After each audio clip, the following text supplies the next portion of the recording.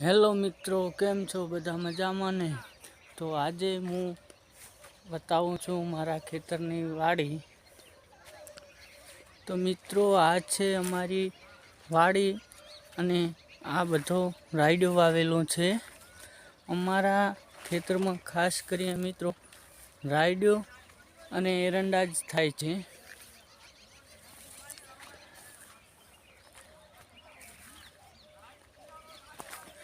મિત્રો, અમારી બાજુ બીજું વાવેતર ઓછું થાય છે, પરંતુ રાયડો અને એરંડા ખૂબ જ માત્રામાં વવરાય છે.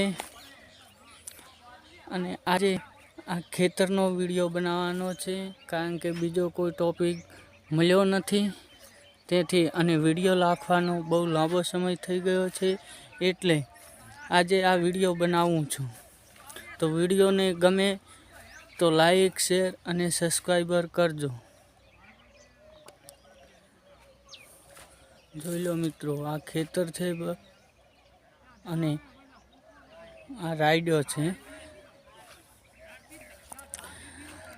રાયડો પાકીને તૈયાર થઈ જવા જ આવ્યો છે અને 10-15 દિવસ પછી રાયડો કાપવામાં આવશે. મિત્રો, આ અમુક શેઠે થોડા શાકભાજી પૂરતા વાલોળ પણ આવેલા છે. તો જેને શાકભાજી ખાવી હોય એ આવીને વાલોળ વેણી જાય. આ સામું છે અમારું ઘર.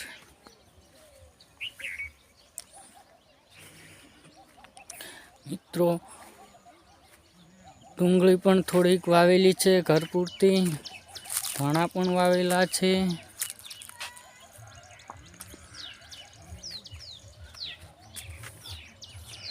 રાયડો જોઈ લો મિત્રો. સામે અમારું ઘર છે. બાજુમાં અમારે મોટા બાપાની વાડી આવેલી છે.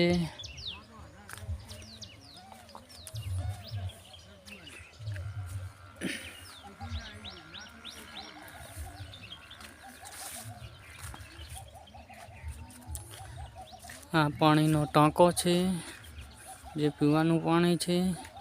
અમારા માલઢોર છે.